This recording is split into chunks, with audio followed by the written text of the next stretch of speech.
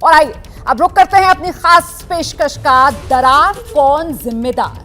दरअसल मस्जिद मंदिर विवाद अदालतों में बढ़ते जा रहे हैं। ऐसे में 1991 प्लेसेस ऑफ वर्शिप कानून, वो कानून जिसे मुस्लिम समाज अपने धर्मस्थल बचाने के लिए सबसे बड़ी ढाल समझता आया है, उस कानून को भी अब देश की सबसे बड़ी अदालत सुप्रीम कोर्ट में चुनौती दे दी गई। तो कुल मिलाकर इसी को लेकर चर्चा करेंगे हम कि आखिरकार इन हालात के लिए कौन जिम्मेदार। एक छोटी सी रिपोर्ट पहले देख लीजिए, फिर आपका परिचय खास मेहमानों से कराऊं।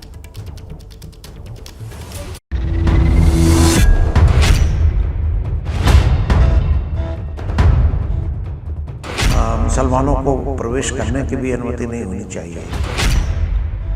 हम हर चीज पर समझौता कर सकते हैं, अपने ईमान पर समझौता नहीं कर सकते।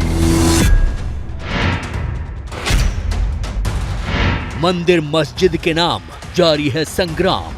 इन सब तथ्यों को, जो तथ्य हैं वो एक्चुअल मस्जिद नहीं है, वो असली हिंदुओं का गर्भगृह है। भगवान कृष्ण वहाँ प्रकट हुए थे। जब भी ये देश अपने उससे जंजीरों को तोड़कर आगे बढ़ने की कोशिश करता है तो कुछ लोग अपनी सत्ता, अपनी पॉलिटिक्स की खातिर जो है ऐसे मुद्दे खड़े कर देता है। देवबंद में आज लगा जमीयत का जमावड़ा।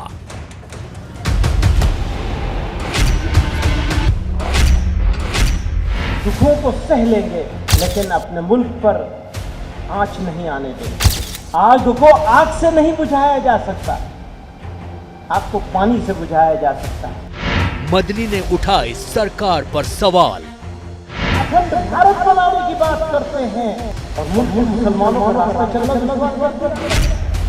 मौलाना महमूद मदनी पाकिस्तान के प्रधानमंत्री इमरान खान का रोना जो यूएन में रोया था उन्होंने, उसको आगे बढ़ाने का काम उनके इशारे पर हिंदुस्तान में कर रहे हैं। मंदिर मस्जिद पर दरार कौन जिम्मेदार? तो मंदिर मस्जिद दरार कौन जिम्मेदार, इसी पर चर्चा करेंगे। परिचय आपका कराती हूं, हमारे साथ वरिष्ठ वकील अश्विनी उपाध्याय जी इस पैनल में शामिल हो रहे हैं। एडवोकेट रुद्र विक्रम सिंह जी हमारे साथ मौजूद हैं इस वक्त स्टूडियो में। बीजेपी की तरफ से पार्टी की नेता चारू प्रज्ञा, नेशनल मीडिया पैनलिस्ट, वो हमारे साथ मौजूद हैं। आप देख सकते हैं मौलाना साजिद रशीदी अध्यक्ष हैं ऑल इंडिया इमाम एसोसिएशन के, इमरोज आलम सुप्रीम कोर्ट में वकील हैं, और मौलाना अलीमुद्दीन असदी साहब मुस्लिम धर्मगुरु भी इस चर्चा में हमारे साथ शिरकत कर रहे हैं। साथ ही कुछ छात्र युवा भी इस शो में हमारे साथ होंगे जो मेहमानों से आगे अपने सवाल लेंगे। लेकिन सबसे पहला सवाल मेरा अश्विनी उपाध्याय जी आपसे है कि हम यहाँ पर चर्चा ये कर रहे हैं कि मंदिर मस्जिद दरार कौन जिम्मेदार। क्यों ना ये कहा जाए कि 1991 प्लेसेस ऑफ वर्शिप एक्ट हटाया जाए, जिसको मुस्लिम समाज अभी तक अपने धर्मस्थल बचाने की सबसे बड़ी ढाल मानता रहा है। आपकी तरफ से इसको हटाने की जो याचिका दी गई है, तो ये सबसे बड़ी दरार क्या इसी याचिका की वजह से डाली जा रही है? नहीं, सबसे बड़ी दरार 1991 में कानून बना के डाला गया, नहीं तो अदरवाइज मुझे लगता है इतना विवाद नहीं होता।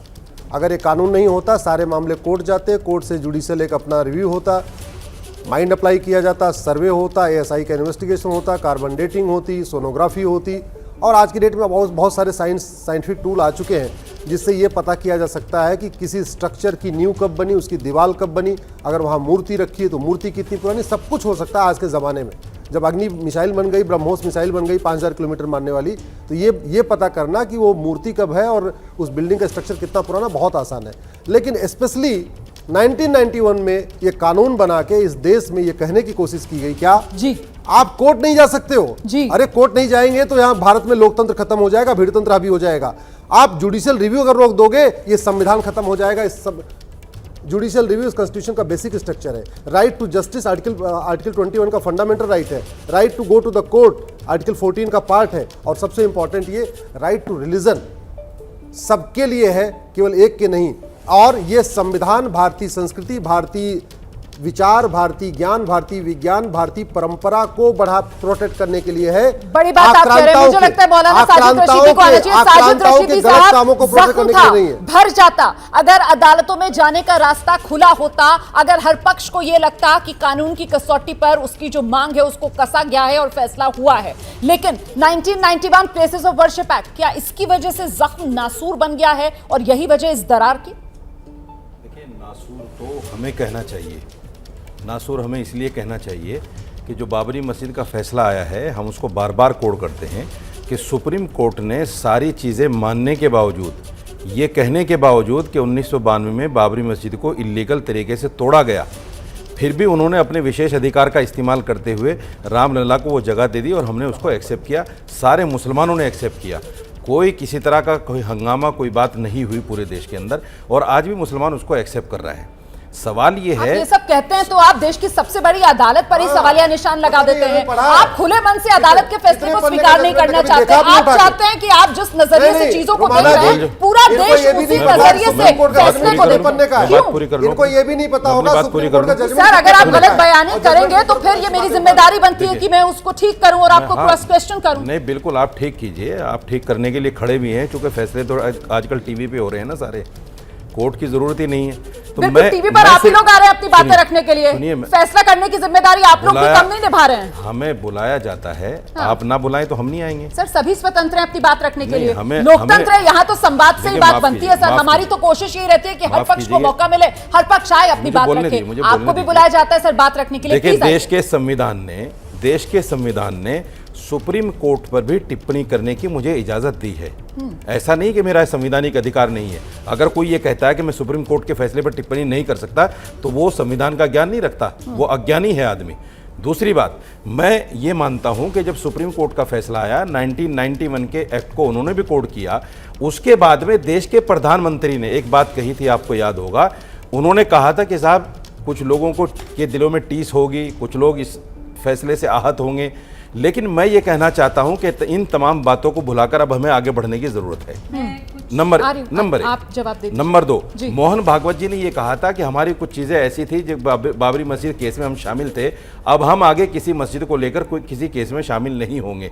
लेकिन उसके बाद में आप देख रहे हैं, सेशन कोर्ट से लेकर सुप्रीम कोर्ट तक कौन लोग कोर्ट गए हैं मस्जिदों को लेकर, कौन लोग कहते हैं बाबा मिल गए। सुप्रीम कोर्ट में रिपोर्ट आने से पहले कौन लोग कहते हैं बाबा मिल गए। कौन कानून का अपमान कर रहा है, कौन संविधान का अपमान कर रहा है, कौन 1991 का अपमान कर रहा है। कोर्ट से फैसला आने से पहले तो मुस्लिम पक्ष भी कह रहा है कि ये फव्वारा है, फिर तो पलटकर मुस्लिम पक्ष से भी कहा जाएगा कि साहब कौन कानून का अपमान कर रहा है। अगर आप ये कह रहे हैं कि हिंदू पक्ष जो है वो कानून का अपमान कर रहा है, ये कहकर कि साहब बाबा मिल गए या शिवलिंग मिल गया, तो फिर सर बिल्कुल उसी नजरिए से अगर कहा जाए तो मुस्लिम पक्ष से भी कहा जाएगा कि साहब आप भी अपमान कर रहे हैं। आप क्यों कह रहे हैं उसको फव्वारा? फिर आप इंतजार कर लीजिए ना सर। एक मिनट, चारू जी आइए। एक मिनट, आपका नजरिया, मैं 30 सेकंड आपकी बात कर, आपने जो कहा, जो सवाल छोड़ा है, जो सवाल छोड़ा उसका जवाब दे दो। एक मिनट, जो सवाल छोड़ा उसका जवाब दे दो। दोबारा आपके पास सवाल का जवाब जरूर, चारू आइए। 30 सेकंड सुन लीजिए ना। शुरू से हम क्योंकि एक्ट को डिस्कस कर रहे हैं, हम प्लेसेस ऑफ वर्शिप एक्ट को डिस्कस कर रहे हैं, उसका एक बहुत बेसिक कैरेक्टरिस्टिक है कि आज़ादी के समय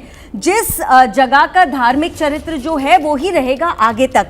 पर मैं ये पूछना चाहती हूँ कि आज़ादी से लेकर 1992 तक ज्ञानवापी में रोज पूजा होती थी, हर दिन पूजा होती थी। तो धार्मिक चरित्र तो आज़ादी के बाद आपने बदल दिया, पूजा रोककर आपने बदल दिया।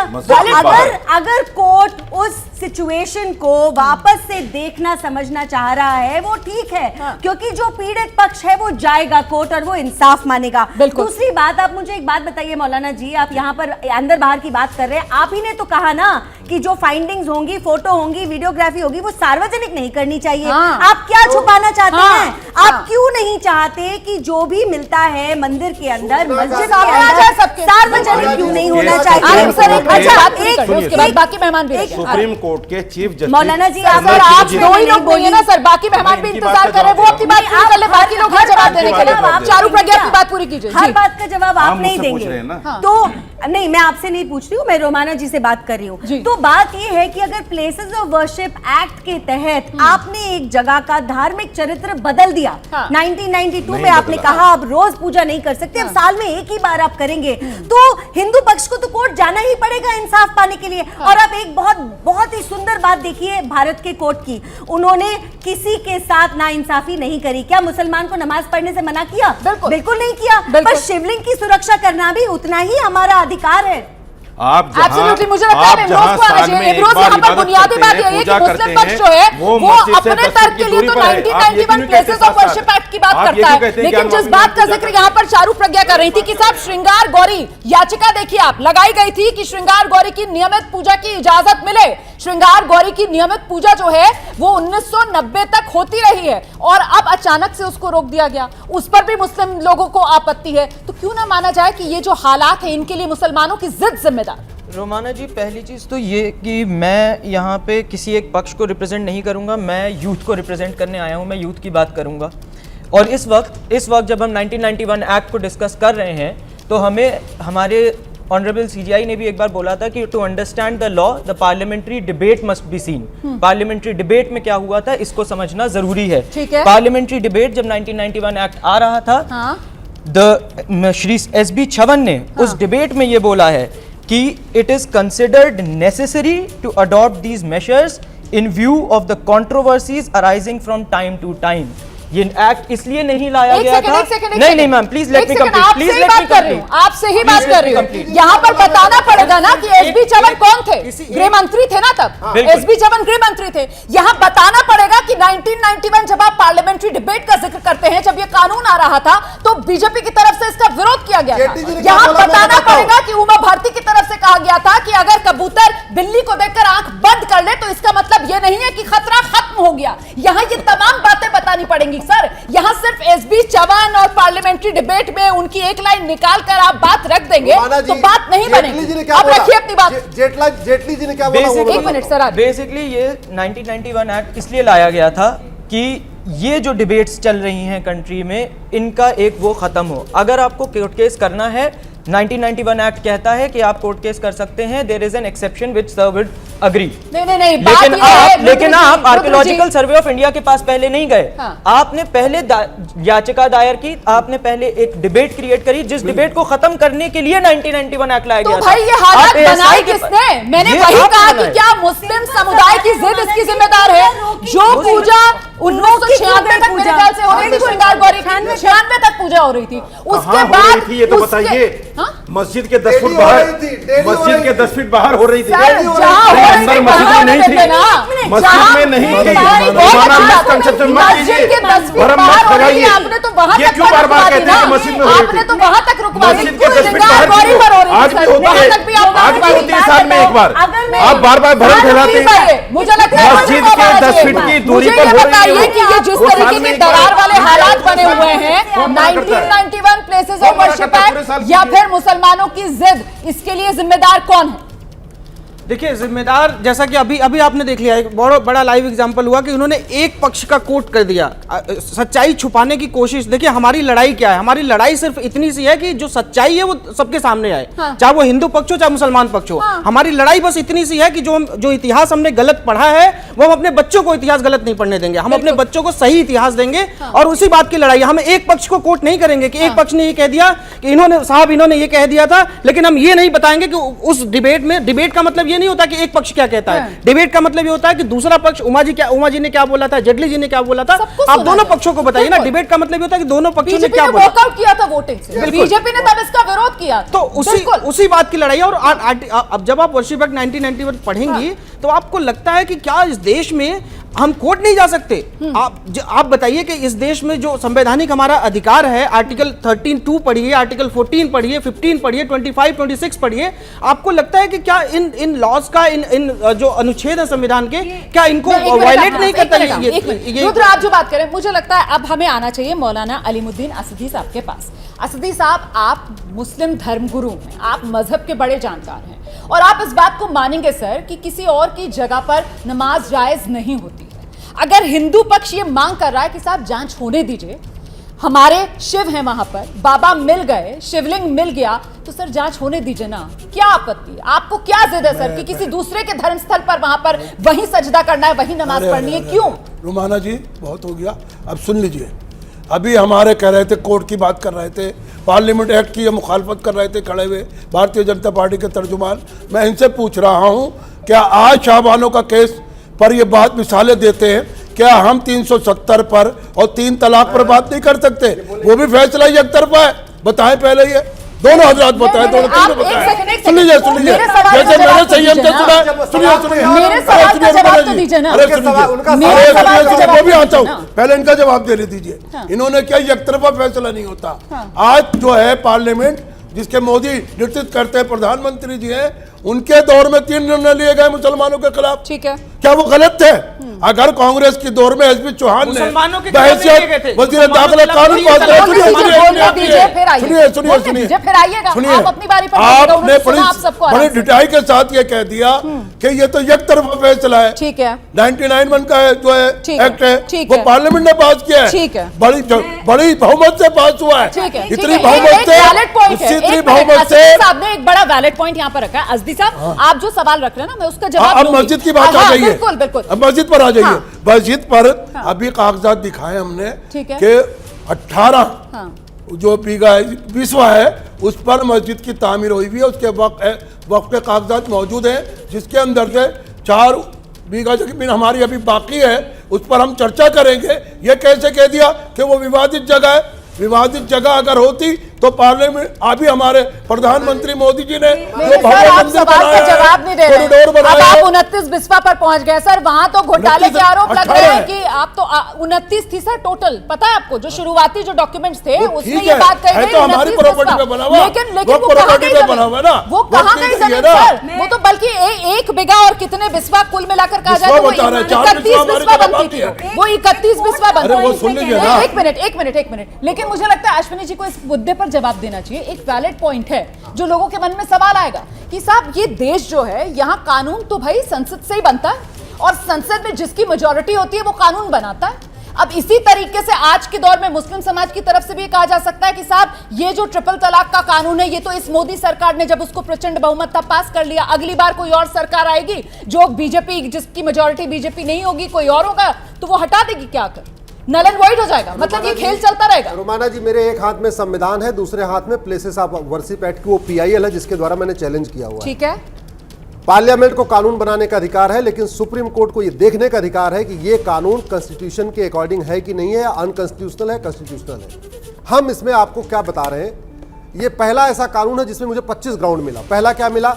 रूल ऑफ लॉ भारत में है। ये जो 1991 का कानून रूल ऑफ लॉ खत्म करता है, ये कह रहा है कि नहीं आप कोर्ट में जाएंगे नहीं। जुडिशियल रिव्यू कोर्ट का हमारे कॉन्स्टिट्यूशन का पार्ट है, ये कह रहा जुडिशियल रिव्यू नहीं होगा, कोर्ट जाना। उपाध्याय जी, एक बड़ा बुनियादी सवाल है सर। आपने 20 ग्राउंड्स बता दिए, यहाँ पर आपको अभी मिले हैं, लेकिन 1991 से ये कानून बना हुआ है। अब जब मोदी सरकार देश में है, जब बीजेपी के पास नंबर्स हैं, तभी आपको ये सारे ग्राउंड्स मिले और तभी 2020 में आपने सुप्रीम कोर्ट में इस याचिका को लगाया। बहुत अच्छा। 1400 साल से ट्रिपल तलाक चल रहा था, 12 बहनें अब आई 2017 में। 1400 साल से पॉलीगैमी चल रहा है, 6 बहनें 2018 में आई। सीए कानून के खिलाफ 256 PIL हुई। एक मिनट सुनिए, तो आप ये कहना कि 1991 में कानून बना था, आप 2020 में क्यों आए? तो फिर तो ये भी सवाल होगा कि ट्रिपल तलाक की PIL अब क्यों हुई, क्यों चैलेंज किया गया? ठीक है, आप उसको आप सवाल का सीधा जवाब नहीं, टाइमिंग पर सवाल मत पूछिए। मैं तो पूछ रहा हूँ, ट्रिपल तलाक 2017 में चैलेंज हुआ ना, 1400 साल चल रहा था, न्याय हुआ ना, तो कोर्ट पे भरोसा रखिए। लेकिन सबसे बड़ी सवाल मैंने इसलिए पूछा, मुझे लगता है चारू को आना चाहिए। एक सेकंड, मुझे चारू से सवाल पूछना है, आपकी बात से जुड़ा हुआ सवाल। चारू, ये सवाल मैंने इसलिए पूछा क्योंकि तमाम विपक्षी दल जो हैं वो दरअसल इन मुद्दों को लेकर बीजेपी को कटघरे में खड़ा करते हैं। तमाम जो विपक्षी दल हैं वो कह रहे हैं कि ये सब बीजेपी के इशारे पर हो रहा है। ये पूरा खेल जो है वो राजनीतिक फायदा लेने के लिए बीजेपी खेल रही है। आपके सवाल से पहले रोमाना जी, मैं यही कहना चाह रही थी, जस्टिस चंद्रचूड़ जिन्होंने सुप्रीम कोर्ट में इस याचिका को सुना, वो एक लिबरल जज माने जाते हैं। आपने देखा उन्होंने किस तरीके से मजाक तक उड़ा दिया उन बातों का। जो मुस्लिम पक्ष का वकील वहां खड़ा था, पहले कहता है 20 साल से फवारा नहीं चल रहा, तो भाई 20 साल से आपने उसका इस्तेमाल नहीं किया, आज क्यों जिद पकड़े हो? फिर कहता है 12 साल, उसको खुद ही फैक्ट्स नहीं मालूम, कहता है 500 साल से जैसे चल रहा था, 500 साल पहले तो वो मस्जिद वहां थी ही नहीं। तो जो बिना फैक्ट्स पढ़े कोर्ट में आ जाते हैं पक्ष, उनके पास क्या हक है? क्या हक है? अच्छा, एक बात और, जस्टिस चंद्रचूड़ ने एक और बहुत ही अच्छी बात कही। उन्होंने ये कहा कि मैंने ये माना कि धार्मिक चरित्र बदला नहीं जा सकता, लेकिन धार्मिक चरित्र क्या है इस पर तो बहस हो सकती है। पहचान तो धार्मिक चरित्र को हम नए तरीके से देख सकते हैं, पढ़ सकते हैं, समझ सकते हैं, और यही कोर्ट आज करने की कोशिश कर रहा है। एक चीज मुझे और पसंद नहीं आती है, जो विपक्षी दल है ना, अपने कन्वीनियंस पे बोलते हैं सुप्रीम कोर्ट सही है, अपने कन्वीनियंस पे बोलते हैं सुप्रीम कोर्ट से हमें लेना जो देना हो नहीं है, नहीं हम इसकी सकता बात नहीं मानते। बिल्कुल, जो लोकतंत्र में हो नहीं होता। सकता है। सहूलियत के हिसाब से आप फैसले को मान लो या फिर उस पर सवाल उठा दो, ये हो नहीं सकता, ये चल नहीं सकता।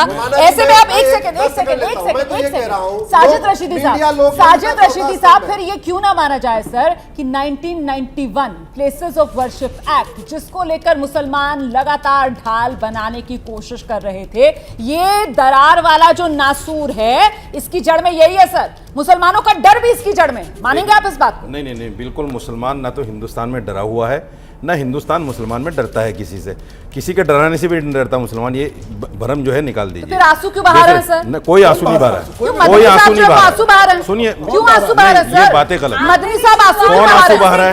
कौन आंसू बहा रहा है? साहब आंसू बहा रहे हैं। मेरी आंखों में भावुक आंसू हो रहे हैं सर, क्यों बहा रहे हैं? मेरी आंखों में आंसू दिख रहे हैं। एक मिनट सुनिए, शिकायत तो मैं है। नहीं बोलता जब आप बोलती हो, मैं नहीं बोलता जब आप बोलती हो। बोलिए।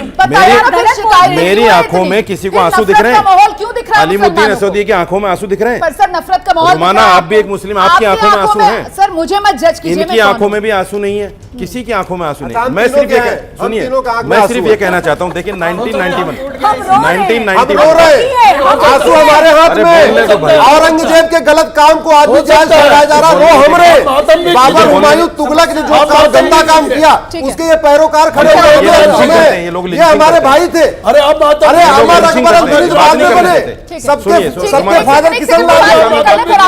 मैं बात कर लूंगा, आपकी बात पूरी कर लें फिर आपके पास आऊं। 1991 का जो एक्ट है उसमें सेक्शन 4(2) हाँ। ये कहता है कि अगर कोई मुकदमा भी है उस पर तो वो भी नहीं सुना जाएगा, ठीक है। और नया कोई मुकदमा भी शुरू नहीं किया जाएगा। ठीक है। तो ये जो नए मुकदमे शुरू हुए हैं, सेशन कोर्ट ने जो जल्दबाजी में सब कुछ कर लिया है, इससे आहत हैं आप? सुन लीजिए, मैं रो नहीं रहा हूं, मैं संविधान ने जो मुझे अधिकार दिया है उस अधिकार के तहत अपनी बात रख रहा हूं कि मेरा संवैधानिक अधिकार है, मैं इस पर टिप्पणी करूं। इतनी जल्दबाजी में हड़बड़ाहट में सुनिए, रशीदी साहब एक वैलिड पॉइंट रख रहे हैं। मैं अश्विनी जी सवाल सुनिएगा। देखिए हम बहस कर रहे हैं ना, यहाँ पर एक दूसरे की बात समझे सर। अगर हम भाषण देने लगेंगे ना फिर बात जो है वो इतनी खिंच जाती है, सबकी बात आ नहीं पाएगी। अश्विनी जी बात ये है जो रशीदी साहब कहने की कोशिश कर रहे हैं या मुस्लिम पक्ष कहने की कोशिश कर रहा है कि साहब फिर ये तो वो भानुमति का पिटारा वाला मामला हो जाएगा ना, फिर तो हर गली नुक्कड़ की मस्जिद मंदिर विवाद, मतलब वैसे ही अदालतों के अंदर कहा जाता है कि साहब इतना भार है ऊपर से और याचिकाओं इसका बहुत अच्छा सवाल है। एक मिनट पूरा सवाल सुन लीजिए सर। इसी वजह से 1991 का जिक्र बार बार यहाँ पर हो रहा है, प्लेसेस ऑफ वर्शिप एक्ट। तब ये जब कानून बन रहा था तब के प्रधानमंत्री नरसिम्हा राव जी की तरफ से कहा गया था कि साहब यहाँ देश में शिवलिंग ढूंढें या फिर चांद पर पानी खोजें, ठीक बात है ना। देश को अपनी ऊर्जा कहाँ लगानी, देश को किस दिशा में आगे बढ़ना है, हमें अपने युवाओं को क्या डायरेक्शन देना है सर, ये हमें अपनी प्राथमिकताएं तय करनी होंगी ना। मैं क्या कह रहा हूँ, मैं वो 30,000 35,000 भगवान जाने कितने मस्जिद में सबकी बात नहीं कर रहा हूँ। मैं तो ये कह रहा हूँ उन स्थानों का जिसका जिक्र वेद पुराण गीता रामायण और रामचरितमानस में है, ठीक है, उसको आप स्वेच्छा से छोड़ दीजिए। गंगा जमुनी तहजीब मजबूत होगी, भाईचारा मजबूत होगा। ऐसे कितने ऐसे मंदिर हैं? अगर आप एक सेकंड सुनने दीजिए, बात करने दीजिए। अगर और जिनका जिक्र कुरान हदीस में उसको ले लीजिए। मैं कह रहा हूँ जिसका जिक्र कुरान हदीस में है उसको रखिए, जिसका जिक्र वेद पुराण गीता रामायण में छोड़ दीजिए और बाकी और छोड़ दीजिए। मात्र एक हफ्ते के लिए मीडिया को अलाउ कर दिया जाए ऐसे स्थानों पे जाने के लिए। ASI तो बाद में आए, सोनोग्राफी बाद में हो, कार्बन डेटिंग बाद में हो। मैं कह रहा हूं लोकतंत्र का चौथा स्तंभ है ABP न्यूज। हासिल क्या होगा ये जो सामने युवा बैठा है इसको पता चलेगा वहाँ त्रिशूल है, वहाँ स्वास्तिक का निशान है, वहाँ देवी देवताओं के निशान है और वहाँ अवैध कब्जा करके नमाज पढ़ी जा रही है। जरा सा युवाओं के पास चलती हूँ, युवा हमारे साथ यहाँ पर मौजूद हैं। अभी प्रधानमंत्री नरेंद्र मोदी की तस्वीरें देखी थी, कल आपने ड्रोन उड़ाते हुए, कल ही की तस्वीरें है ना, ड्रोन उड़ा रहे थे प्रधानमंत्री नरेंद्र मोदी। युवा क्या चाहता है, आप लोगों की प्राथमिकताएं क्या हैं? आप शिवलिंग ढूंढना चाहते हैं, ड्रोन उड़ाना चाहते हैं, बहुत अलग अलग तरीके के सवाल हैं लोगों के मन में। आप लोगों के मन में क्या है, जवाब कोई देना चाहता है? हाँ आपके पास आ रही, खड़े हो जाइए, खड़े हो जाइए। एक मिनट जरा सुनिए, दो चार जरा व्यूज सुनते हैं ना यहाँ पर भी। I feel we should let the court decide. अच्छा, कोर्ट को फैसला करने देना चाहिए। हाँ आप भी खड़े हो जाइए, आइए। आगे बढ़कर विकास ढूंढना चाहते हैं, विकास ढूंढना चाहते हैं, चलिए ठीक है। मैंने तो विकास का ऑप्शन नहीं दिया था, यहाँ से विकास आ रहा है कि विकास ढूंढ लो। आगे आ जाओ, थोड़ा सा आगे आ जाओ, जल्दी से आगे आ जाओ। अब बोलो। मैम जब वहाँ पर 19 वहाँ पे पहले मंदिर था, शिवलिंग था, मिला है, तो मेरे हिसाब से वहाँ पे पूरी जांच होनी चाहिए और कोर्ट को शिवलिंग ढूंढा जाना चाहिए। ठीक है, क्या ढूंढा जाना चाहिए? और किसी को कुछ कहना है? ड्रोन या शिवलिंग? ड्रोन उड़ाएं या शिवलिंग ढूंढें? हाँ? शिवलिंग शिवलिंग शिवलिंग। ड्रोन उड़ाएं या शिवलिंग ढूंढें? हाँ। आ रही हूँ। आप लोग जवाब दीजिएगा फिर। हाँ। शिवलिंग ढूंढा जाए। शिवलिंग ढूंढा जाए। ड्रोन उड़ाएं या शिवलिंग ढूंढें? हाँ। हाँ। At the end ma'am development necessary है मैम कंट्री के लिए, तो मैम मेरा तो मानना यही है। ड्रोन ही उड़ा लिया जाए। ड्रोन उड़ाए या शिवलिंग ढूंढें? शिवलिंग ढूंढनी चाहिए मैम, हमारे हिंदू धरोहर है हमारी, वो हिंदू धरोहर है। ठीक है। तो ये व्यूअर्स से हाँ अरे रोजगार मिलना चाहिए नहीं, रोजगार मिलेगा आपको, रोजगार पे बात करेंगे नहीं करेंगे? बोलिए, रोजगार पे बात करेंगे? वोट कीजिए, रोजगार मिलना चाहिए नहीं मिलना चाहिए? दर्शक नहीं समझ पा रहे, बात करनी चाहिए नहीं चाहिए? आवाज दर्शक नहीं समझ पा रहे। आप लोग इतना परेशान क्यों हो गए? अगर मैंने युवाओं से ये सवाल पूछ लिया कि साहब शिवलिंग ढूंढे या ड्रोन उड़ाएं, इसमें आप लोग इतने परेशान क्यों? आप लोग भी अपनी बात रख लीजिए। सच्चाई मैं भी इस देश की युवा हूँ। पहली बात तो मैं ये कहती हूँ कि धर्म और डेवलपमेंट साथ साथ हो सकता है, मोदी सरकार ने करके दिखाया। तो प्रश्न ये है ही नहीं, हम शिवलिंग भी ढूंढ सकते हैं और ड्रोन भी उड़ा सकते हैं। हमें चूज करने की जरूरत क्या है? चूज करने की जरूरत है। ये जो बात थी ना, ये होगा या ये होगा, हम सब कुछ कर सकते हैं। हम धर्म को मेरा ये सवाल इसलिए था, ठीक है, सबका अपना नजरिया है। मैंने ये सवाल इसलिए पूछा क्योंकि अगर ड्रोन उड़ाएंगे और ये टेक्नोलॉजीज को बढ़ावा मिलेगा तो अच्छा है, ज्यादा से ज्यादा युवा जो हैं वो ड्रोन उड़ाएं, क्योंकि इससे 25 लाख रोजगार जो है वो देश में आएगा। और इस वक्त बेरोजगारी जो है वो देश में एक बड़ी समस्या है। ठीक है, इमरोज आना चाह रहे थे, जल्दी से इमरोज। मैम सर ने बोला कि सत्य सामने आना चाहिए या नहीं आना चाहिए। मेरे बहुत सारे यंग दोस्तों ने भी ये कहा कि शिवलिंग को पता करना चाहिए, सत्य सामने आना चाहिए। सर बहुत अच्छी बात है। ये लोकल कमिश्नर की रिपोर्ट लीक हो जाती है, उस लोकल कमिश्नर को इसी वजह से हटाया जाता है कि ये सही नहीं है। उस रिपोर्ट को 10 जगहों पे इस तरीके से कोट किया जा रहा है जैसे ये कंक्लूसिव रिपोर्ट है। अभी कोर्ट ने डिसाइड नहीं किया, अभी उसका रिप्लाई नहीं आया, अभी उसके ऑब्जेक्शंस नहीं रेज हुए। जिस कोर्ट में छुपके से नहीं हुआ है मैम, ये ड्यू प्रोसेस ऑफ लॉ है, ये ड्यू प्रोसेस ऑफ लॉ है, ये ड्यू प्रोसेस ऑफ लॉ है, and due process of law, and due process of law, and due process of law, भविष्य हिंदुस्तान का ही है। And the due process of law says, and the due process of law says, होता है ना, वहाँ की सारी बहस हर सिटीजन सुन सकता है ना, तो क्यों नहीं कर सकते कोर्ट टेलीकास्ट? ये तो अदालत के विवेक पर है ना, ये तो अदालत के विवेक पर है, ये तो अदालत तय करेगा, ये तो अदालत तय करेगा। और पार्लियामेंट की प्रोसीडिंग्स जो चलती हैं, नहीं भूलना चाहिए कि उसको लेकर भी किस तरीके का विवाद होता है कि साहब किसकी आवाज बंद कर दी गई है, किसकी तस्वीर दिखा दी गई है, नहीं दिखा दी गई है। मुझे लगता है कि मैं जो सवाल पूछ रही थी ड्रोन को लेकर, तो आपको जानना चाहिए कि प्रधानमंत्री नरेंद्र मोदी की तरफ से खुद बताया गया है कि ड्रोन के जरिए जो खेत हैं बेहतर तरीके से, जो किसानों की समस्या है उसको दूर किया जा सकता है, जो दवाओं का छिड़काव है वो बेहतर तरीके से हो सकता है। इतना ही नहीं, सुरक्षा के मुद्दे पर भी ड्रोन जो हैं वो हमारे लिए बहुत मददगार साबित हो सकते हैं। और ड्रोन 25 लाख रोजगार इस ड्रोन टेक्नोलॉजी से भारत में आ सकते हैं। और साथ ही साथ वो कोरोना का काल, जब एक दूसरे को छूने से वायरस फैलने का खतरा कितना था हम सबको याद है, तो वहां पर भी ड्रोन टेक्नोलॉजी कितनी मददगार हो सकती है ये मुझे आपको बताने की जरूरत नहीं है। भारत द्रोणाचार्य बनेगा, ये बड़ा सवाल है। क्या देश द्रोणाचार्य बनेगा या शिवलिंग ढूंढेगा, ये भी सवाल है आज के युवाओं में। हाँ जी, मैं जवाब देता हूं इस पे। देखिए, ये जो हमारा देश है ना, श्रद्धा भक्ति संस्कारों वाला देश है। हम जब एक छोटा सा पेन खरीदते हैं ना मैडम, तो इसको भी भगवान के चरणों में चढ़ा के तब इस्तेमाल करते हैं। और पेन मैं क्यों खरीदता हूं? क्योंकि मुझे लिखना है, मुझे पढ़ना है। तो मेरा काम, विकास का भी काम मैं करता हूं, वकालत का भी काम करता हूं और अपनी भक्ति भी रखता हूं। दूसरी बात मैं आता हूं, सुप्रीम कोर्ट की टैगलाइन है यतो धर्मस् ततो जय। ये कहां से ली गई है? भगवत गीता, यतो कृष्णस् ततो धर्म, यतो धर्मस् ततो जय। तो जो टैगलाइन सुप्रीम कोर्ट अडॉप्ट कर सकता है कि यतो धर्मस् ततो जय, जहां धर्म है वहीं विजय होगी, तो हम धर्म की बात क्यों नहीं कर सकते? और जो लेकिन रुद्र जी,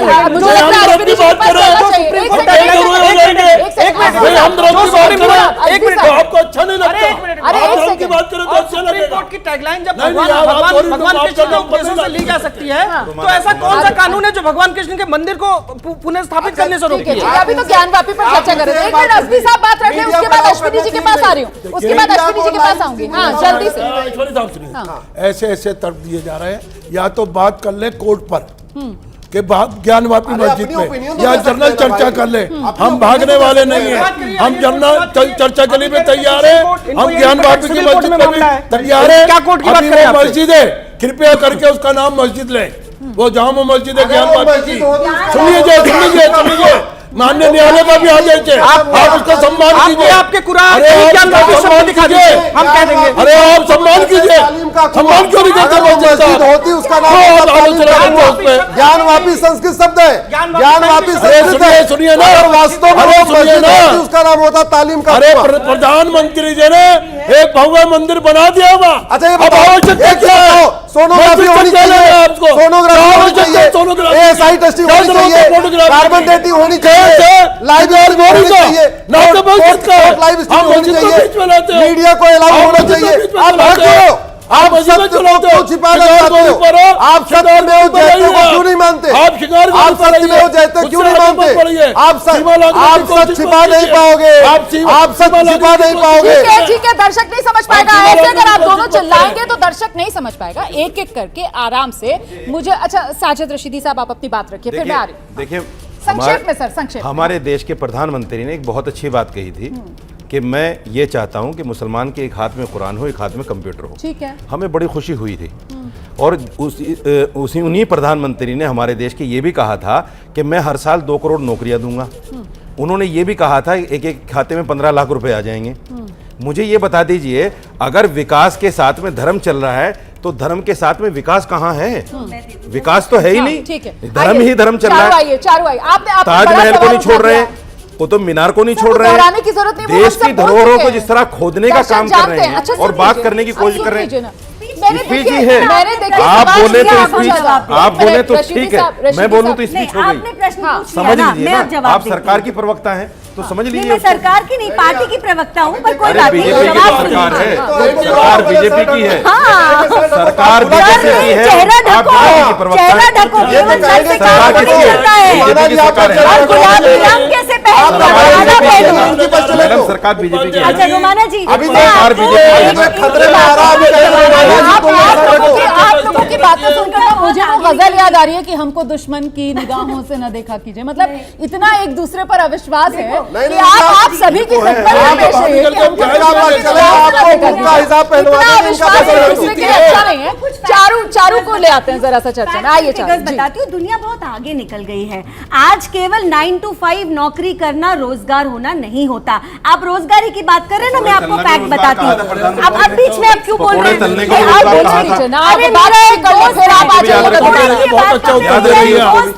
जब नौकरी नहीं होगी कैसे तरक्की करेगा हिंदुस्तान? 25 साल की उम्र में 100 दुकान है उसकी। प्रफुल्ल MBA चाय वाला, तो ये तो मजाक ना बनाइए। अब मैं फैक्ट पर आ रही हूँ। नहीं, एक उदाहरण, एक व्यक्ति का उदाहरण दे रहे हैं जी।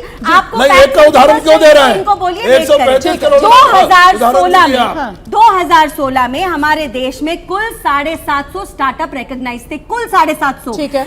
इस बार 2022 में 65,000 से ज्यादा हैं, 65,000 से ज्यादा। हमारा देश यूनिकॉर्न 100 बना चुका है। तो क्या ये रोजगार नहीं है? कागजों पर है सारा, ये धरातल पर नहीं है कि छोटे छोटे अगर धरातल पर होता ये बच्चे बेरोजगार नहीं होते। 15,000 ये बच्चे बेरोजगार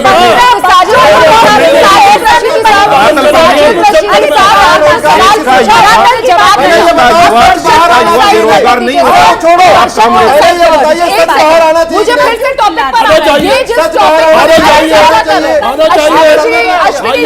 जो टॉपिक है जिसे लेकर हम चर्चा कर रहे हैं, दरार कौन जिम्मेदार, मैं आपसे ये जानना चाहती हूँ, मैं सिर्फ आपसे ये जानना चाहती हूँ सर कि यहाँ जिस तरीके की चर्चा हो रही है, कोई इसमें मुझे लगता है कि हैरानी की बात नहीं होगी कि कुछ वक्त में देश के गली मोहल्लों में भी इसी तरीके की चीखम चीख चिल्ली पुकार हो रही हो, ठीक है ना, उस सिचुएशन में हमें नहीं जाना है, तो प्लीज कंट्रोल करके आप लोग अपनी बात करिए। आप लोग रोल मॉडल हैं, लोग घर में बैठकर आप लोगों को सुनते। मैं बस ये जानना चाह रही हूँ कि इस माहौल से क्या हम बच सकते हैं, क्या कोई रास्ता हो सकता है? सीधे तौर पर जिस तरीके से आप कह रहे थे कि साहब बैठकर बात कर ली जाए, वो कुछ चुनिंदा चिन्हित करके जगह धार्मिक जिनके साथ आस्था जुड़ी हुई है, अस्मिता जुड़ी हुई है, तो फिर सरकार की तरफ से इस तरीके की कोई पहल क्यों नहीं होती है? आप सरकार से क्यों नहीं कहते 1991 प्लेसेस ऑफ वर्शिप एक्ट अगर यही नासूर है तो फिर इसको हटाने की पहल सरकार क्यों नहीं करती? देखिए, मैंने 2020 में पीआईएल फाइल किया, सुप्रीम कोर्ट ने सरकार को नोटिस जारी कर दिया। सरकार का जवाब नहीं आने का मतलब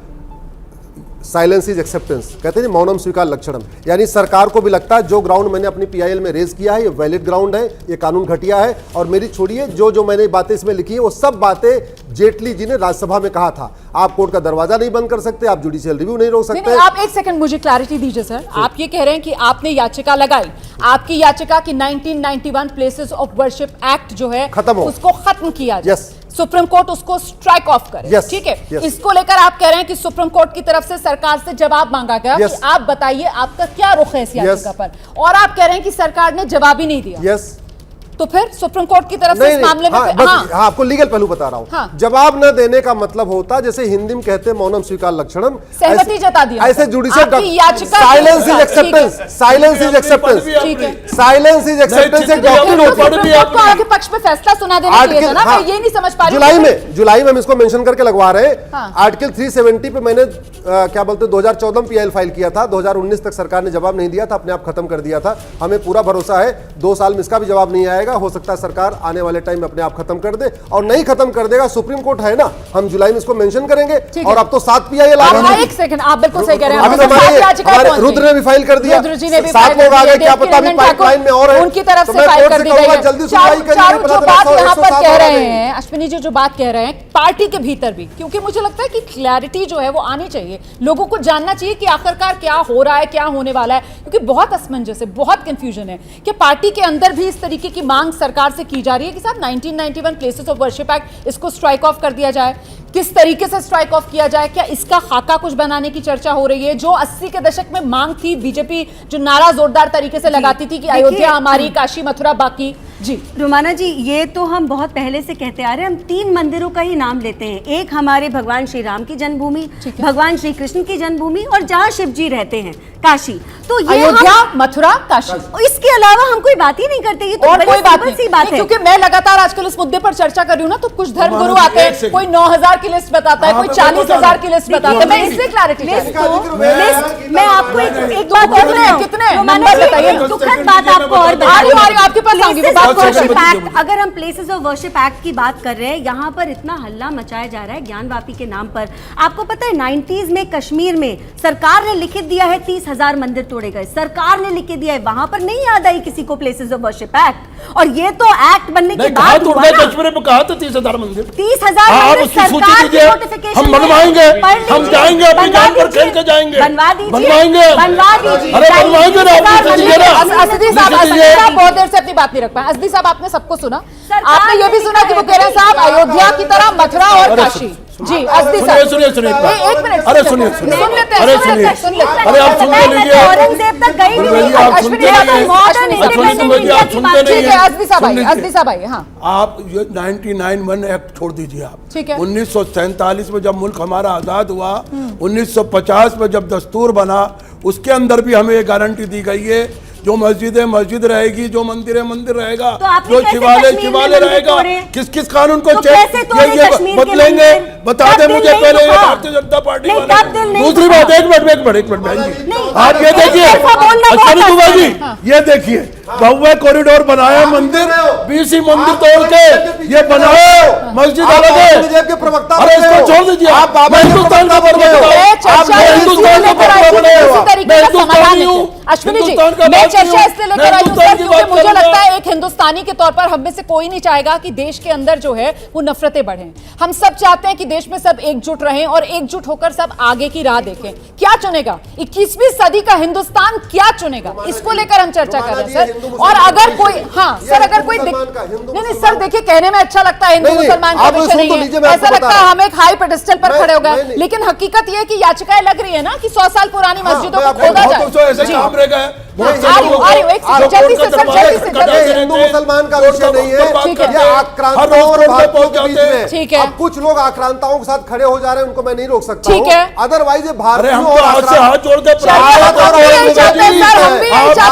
देश में ये हिंदू मुसलमान का विषय ना बने। हम भी यही चाहते हैं कि 21वीं सदी का हिंदुस्तान जो है वो अपनी जो प्राथमिकताएं हैं उनको तय करे। हम भी यही चाहते हैं कि हिंदुस्तान जैसे हमेशा रहा है एकजुट रहे और आगे बढ़ता रहे, विकास के पथ पर आगे बढ़े, और वो जो प्रधानमंत्री नरेंद्र मोदी ने 2025 तक $5 ट्रिलियन इकोनॉमी का सपना देखा है उसको हम मिलकर साकार करें। बहुत बहुत धन्यवाद आप सभी का मेरे साथ आज की इस चर्चा में जुड़ने के लिए। एबीपी न्यूज पर खबरों का सिलसिला लगातार जारी है।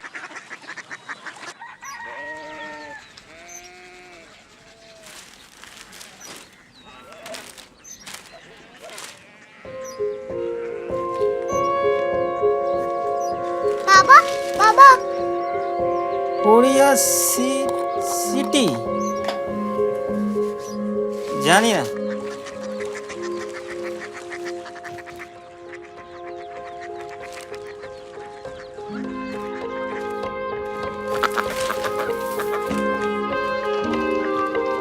Korea city. हाँ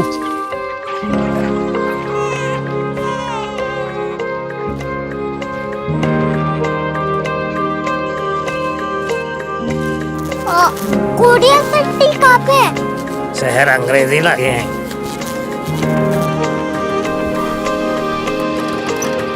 कोरिया सिटी।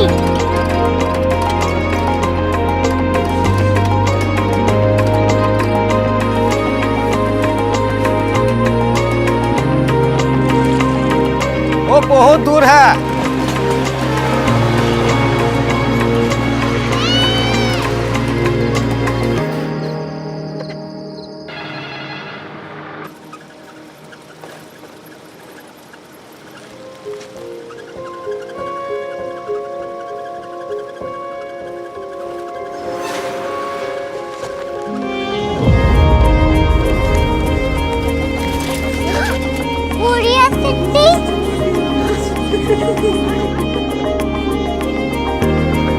दुनिया कुछ लोग बड़े होते हैं। कोरिया सिटी कहाँ है? प्रोफेसर साहब को पता होगा।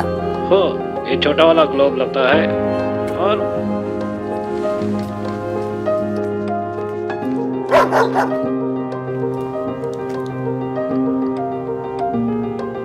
पता नहीं, मेरी बेटी से जाके मिल लो, शायद उसे मालूम हो।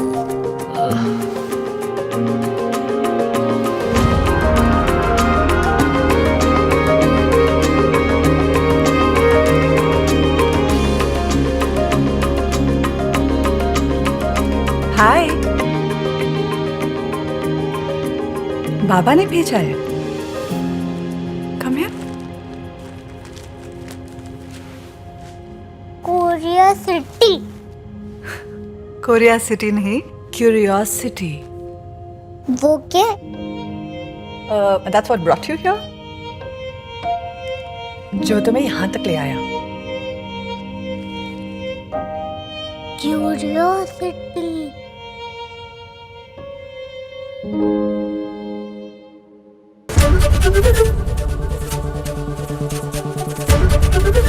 एबीपी न्यूज आपको रखे आगे।